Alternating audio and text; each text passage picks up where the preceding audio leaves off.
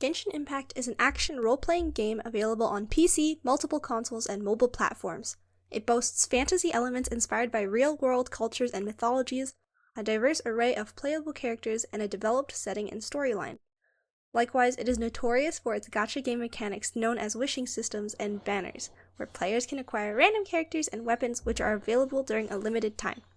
As the third highest grossing mobile game in 2021, only a year after the game's release, surpassing $3.7 billion USD in mobile revenue alone in 2022, Genshin Impact has achieved unparalleled revenue in record-breaking time.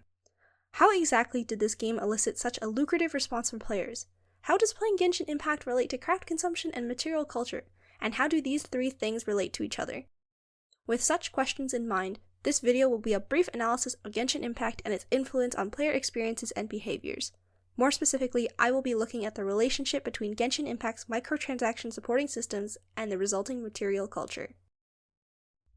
To give brief context, the term gacha is based on gachapon or gashapon, a word borrowed from Japanese used to describe toy vending machines. A person uses currency to play the gacha for the chance to obtain a randomized item out of a pool of items. Some items might be less common than others and therefore rarer and more sought after. In truth, gacha has notable similarities to gambling, and while there are many studies that analyze the relationship between microtransactions, gacha games, and/or gambling, they are outside the scope of the project and will not be covered, as the focus of this analysis is material culture, rather than negative behaviors such as addiction or excess spending. In Genshin Impact, the gacha mechanic is better known as wishing or pulling. Players collect primogems, the premium in-game currency used for gacha, through two main methods. The first is through play. By doing daily quests, completing the story, or exploring the world, players receive small amounts of primogems. Secondly, through purchase, players can exchange real-life money for primogems, or they can buy items like the Blessing of the Welkin Moon, which gives them a set amount of primogems upon login every single day for 30 days.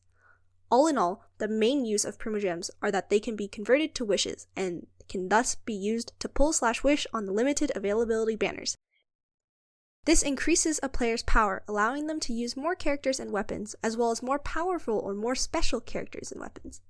Moving on from gacha and Genshin Impact, two academic terminologies that help guide this analysis are material culture and craft consumption. To start, material culture, defined by Douglas and Hackman, is a way of, quote, using theory to examine what our stuff means to us and maybe why we made it. In terms of games and Genshin Impact, material culture is not just the collection of both digital and physical items, but also the process of understanding their cultural contexts and the nature of their creation, acquisition, and purpose. On the other hand, craft consumption, firstly elaborated by Campbell 2005, was defined as activities in which consumers personalize their products by designing and making what they consume, with an emphasis on autonomy, creativity, and self-expression. Building on Campbell, Brock and Johnson, in their case studies of Dark Souls and Super Mario Maker, reiterated craft consumption in relation to modern video games and digital artifacts. These two concepts, material culture and craft consumption, could therefore be applied to game-related physical goods and their respective cultural contexts and personal significances.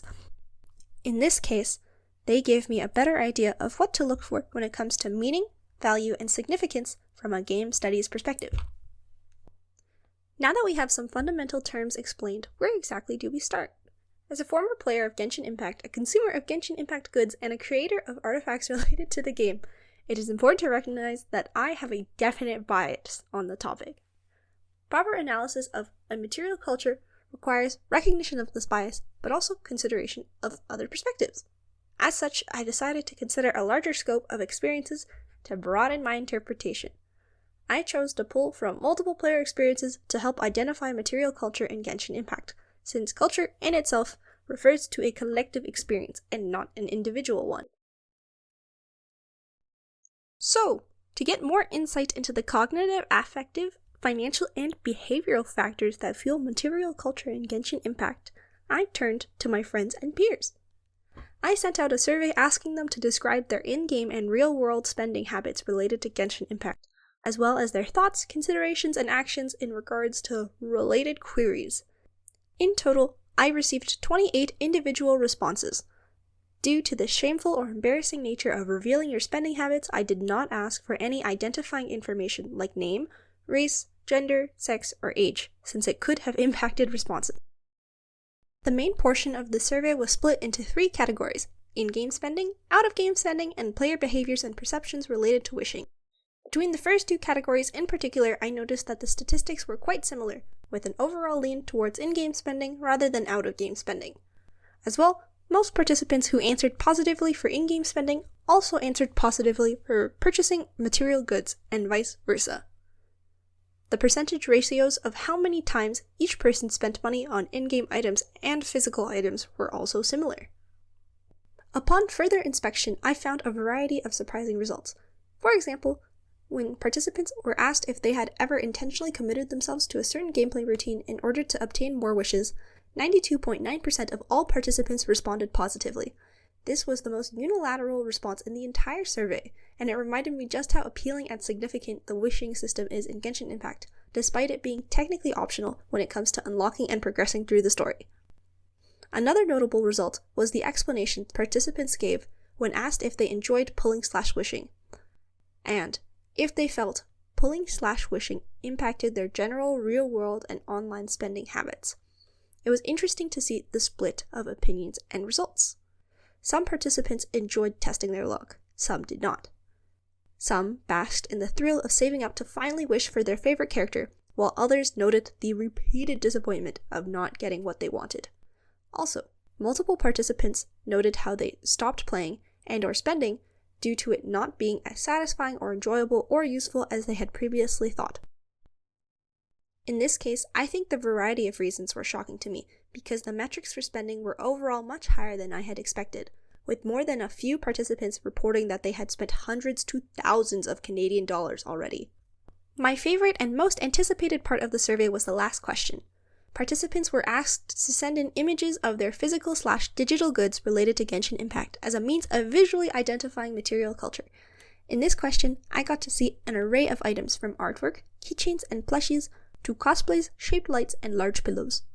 These submissions illustrated the joy and passion that many felt their material goods represented.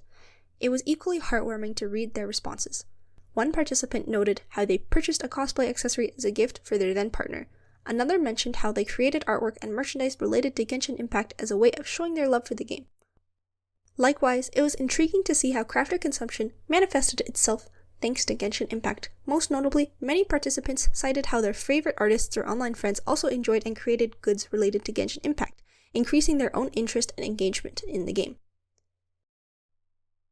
In retrospect, I believe the survey could have been a little more exhaustive. This was my first time ever making a long academic-based survey, and I definitely think there is room for improvement. Nonetheless, this analysis helped me gain new appreciation for games, spending, and material culture. Just as how gaming culture continues to evolve in many ways, it only makes sense to consider how related cultures and cultural meaning can manifest in various ways and through various means. By enriching myself with other interpretations and viewpoints, I find that material culture demonstrates the reasoning behind the ways of a player, including their agency to consume and to buy. Likewise, it grants players tangible methods of manifestation through which they can tell a story of personal and not just monetary meaning and value.